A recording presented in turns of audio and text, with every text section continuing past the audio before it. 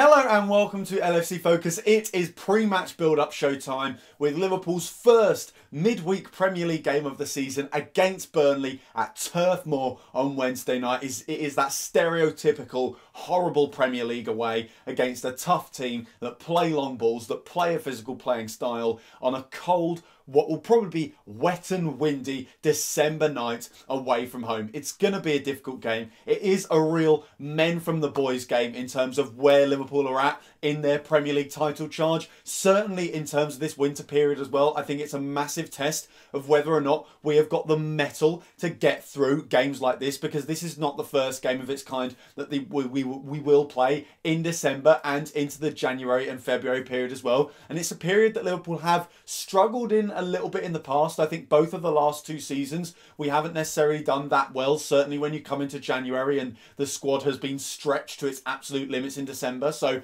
I think rotation is certainly going to play a large role in this game, of course after the Merseyside derby as well. And I think it's about time that the whole squad really started to just, and I might sound harsh here, but pull its weight a little bit more, because it does feel like when Liverpool have really rotated to a large degree so far this season, it hasn't really worked that well. I think when they draft in one or two players, maybe bring in someone like Alberto Moreno or Joel Matip or someone like that, sometimes it works. But when you look at games like, I think the one against Red Star away from home, and especially the one in the League Cup against Chelsea at Anfield earlier on the season, when we've made sort of wholesale changes and really started to switch our squad up a little bit, certain players just don't look like they are good enough to be playing for Liverpool. So I think it's going to be really important that those players start to show up, because we are going to have these kind of games now where we aren't just drafting in one or two of them. We're going to have to make wholesale changes to the starting 11 without it having an impact on performance. So I think this is the first real test of whether or not our squad is good enough to see us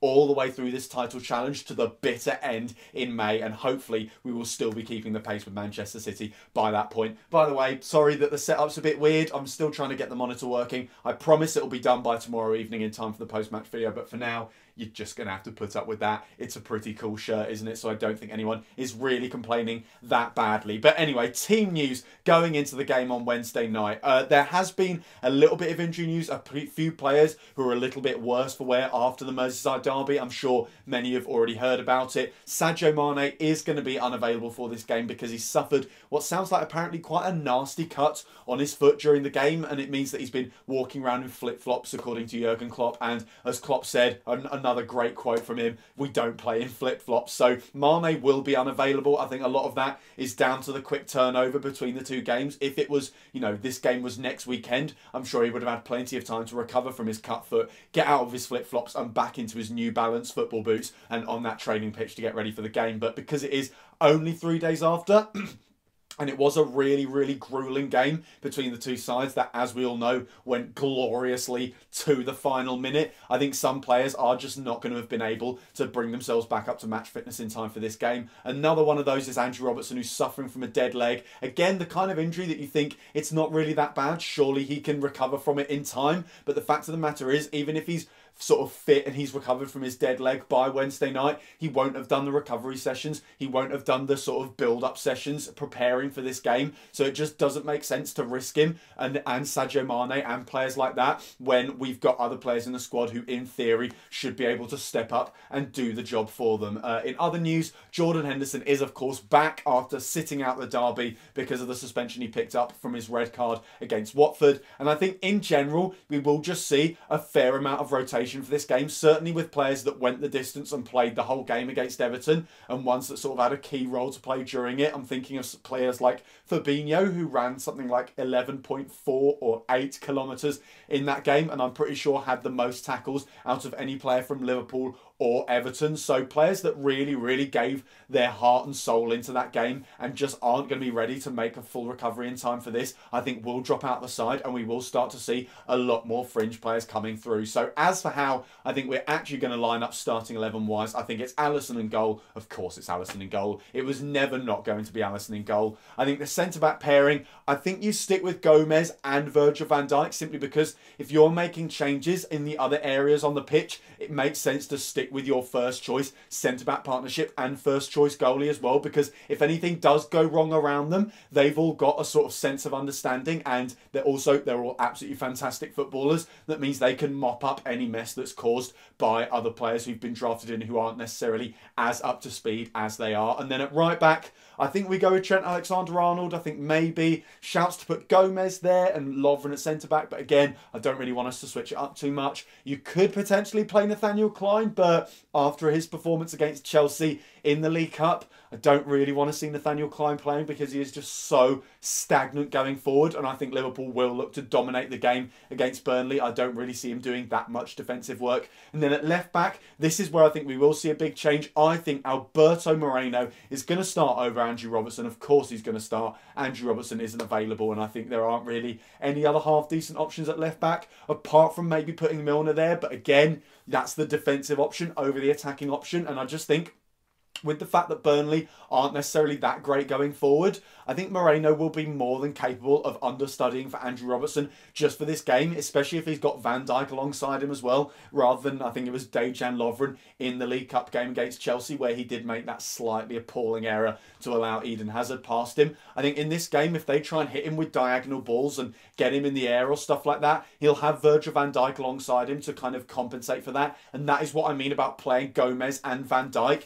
It just means that if anything goes wrong around them, they can step in and help out their fellow players. So that is how I think we're going to line up defensively. In terms of the midfield, I think we stick with the 4-2-3-1 because the 4-3-3 just hasn't been working lately, and I think we will see a few changes here. I think Fabinho has to come out simply because of the amount of effort he put into the Merseyside derby, and I think actually Gini Wijnaldum needs a little bit of a rest as well because he's played a hell of a lot of football this season. He's played an incredibly demanding role as well, being a dynamic number 6 who also charges forward up the pitch and also drops in areas like centre-back and full-back as well. I think because you're watching the game on telly, you don't realise how much off-the-ball movement there is from Gini Wijnaldum. He's constantly reading the game, constantly responding to what other players are doing and the positions that they're vacating. He's always sort of compensating for whenever Andrew Robertson or Trent Alexander-Arnold goes forward. So I think he will be a little bit knackered. So I think what we should do at the midfield is go with Jordan Henderson, and then I'd quite like to see Naby Keita. I think because we've sort of kept up this whole thing about how we shouldn't play Keita because it's too early, the game's too difficult for him,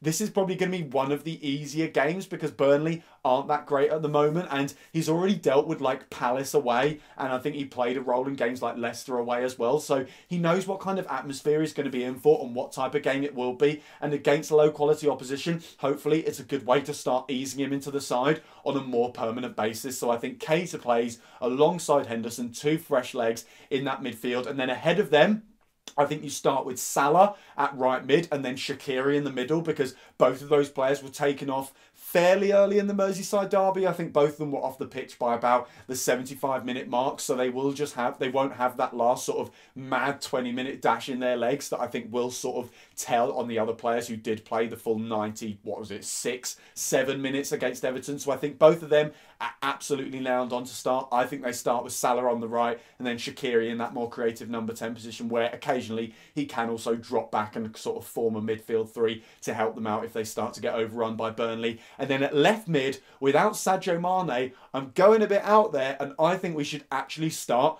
Divock Origi. Now, hear me out, because I know I have been one of his sternest critics on this channel. During pre-season, all I could talk about was how bad Divock Origi's finishing was, how little he offered the rest of the front three and the rest of the team creatively. But I think from his cameo against Everton, not only did he look good, not just with the goal that he scored, but the way he played, sort of charging round one of their players, showing pace, showing directness, showing a willingness to be creative and create chances.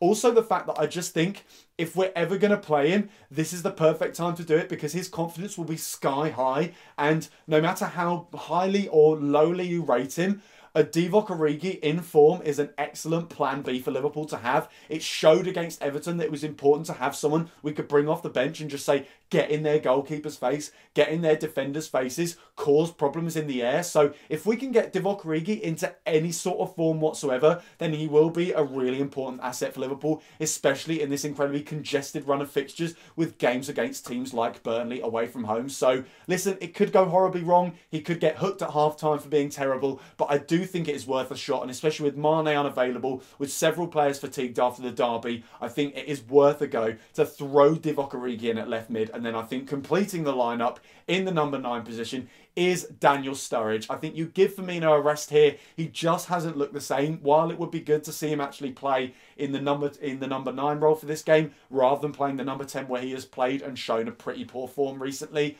I just think if you give him a little bit of a rest, then bring him back for the game against Bournemouth and the massive game against Napoli, hopefully he'll be a bit more refreshed and ready to go and back to his former self. So I think Daniel Sturridge, who also played very, very well against Everton as well when he came on, he showed good feet. Like Divock Origi, he was direct. He was looking for the quickest route to goal to create high quality chances. Very nearly won a penalty or potentially got a goal himself, and he just looks so good with his quick feet in the box as well. So I think Daniel Sturridge should start, and completely starting 11 playing in the number 9 position. So taking a look at Burnley then, who haven't really been in great form at all so far this season. I think because everyone's so preoccupied with how good they were last season and how I think the Europa League campaign did affect them at the start of the season. It essentially ruined any pre-season they had because they had to be travelling to far away places. They couldn't do the kind of pre-season friendly thing you do where you play 11 in the first half and another 11 in the second. They had to have most of their players playing full 90 minutes, and I think that did affect them. But I think because of that, people have almost overlooked just how bad they've been. I mean, they've been picking up so many poor results this season, especially at Turf Moor as well, which as Liverpool fans we know used to be a fortress. We lost 2-0 there a couple seasons back when they played sort of a vintage Burnley performance. We had to really dig deep for our 2-1 win there last season, which I'm sure we can all remember because of, again, how glorious that last minute winner was. I mean, it wasn't quite Origi in the 96th minute, but no one's ever going to complain about Clavan in the 94th minute either. But Turf Moor used to be a really tough place to go, and it just doesn't seem to be like that anymore with Burnley. I mean, they recently, I think their last home game, they lost 2-1 to Newcastle, who've been having plenty of problems of their own, and they just never really looked like getting back into the game once they went 2-0 down. So they are a total shadow of their former selves, and when you look back at the way they've been playing, one thing that sticks out like a sore thumb is just how easy it is to get into the box and cause their defenders problems. Because one of the things that was always so frustrating about playing against Burnley was the fact that, and it certainly happened when Liverpool played them, you'd just be passing from side to side, always outside the box, always too far out wide, never in a position where you could actually threaten goal. It was something Burnley were brilliant at by just packing the box, by positioning their defenders well to always cut passes out as well. It was almost impossible to get anywhere near their goal, and therefore really difficult to score. I mean, like I said, that 2-0 win they had against us was the archetypal Burnley game, and I can remember so many times in that game where we just had players taking pot shots, just shooting from like 25-30 yards out because it was impossible to get any closer to their goal. And that is really something that has changed. Like when you look at the game they had against Crystal Palace, and Palace had something like, what was it, 21 shots, something absolutely ridiculous against them, and ended up beating them 2-0. There are so many times where Zaha just strolls into the box, and once he gets there, their defenders don't know what to do because they can't fly in for tackles because they don't want to give away a penalty. They don't want to overcommit in case he goes round them and gets even closer to goal. And it's just so weird watching that when you know what Burnley have been in the past. So I'm not saying there'll be a doddle, but I'm saying anyone who's like terrified of this game and thinking, oh, they're going to make it impossible for us to score and we have to play our first 11 because otherwise we won't be able to penetrate their defence, just look at how they've been playing so far. If we can get enough players on the pitch that are just good on the ball, good with the ball at their feet, like Salah, like Shaqiri, like Daniel Sturridge as well, then I don't think we should really have a huge problem creating chances against Burnley. In terms of the way they attack, obviously they're going to probably still go for that long ball tactic. They've got players like Chris Wood, like Sam Vokes, who are both over 6 foot, who are both strong and dominant in the air. That is how they're going to try and get goals, whether it be through set pieces, whether it be through fast counter-attacks with balls over the top. I just think it's really important that our centre-backs have a really good game, and that's why I've gone with Gomez and Van Dijk, because as we've seen many times this season, if Liverpool have a strong and stable defence, even when the attack isn't really firing that well, they can still find a way through at some point and then rely on the fact that the defence is strong enough that one goal can sometimes be enough to win games even away from home, which in the past would have been absolutely unthinkable for Liverpool, especially in games against sides like Burnley. So I think it's really important that we play Gomez, that we play Van Dijk and they just play like they did against Everton, where any long ball over the top, they were aggressive, they were always first to it. They did not give the Everton strikers a sniff, and I think if we can do that against Burnley, then we will effectively neutralise all threat they've got, and then it's just down to those attackers, whether they be the first choice players or whether they be second string players like Sturridge and Origi, to do the business at the other end and score the goals that will hopefully get us 3 points tomorrow night and keep the pace up with Manchester City in this incredibly exciting Premier League title race. So that is all for today's video. Thank you guys very, very much for watching. If you did enjoy this video, then why not give it a like? If you're new around here as well, hit that subscribe button there. Check out some of the other videos that have been out on the channel over the past few days as well. Don't forget to follow at LFC Focus TV on Twitter, and I'll be back tomorrow night with a proper telly screen after we've hopefully battered Burnley at Turf Moor. Until then, bye for now.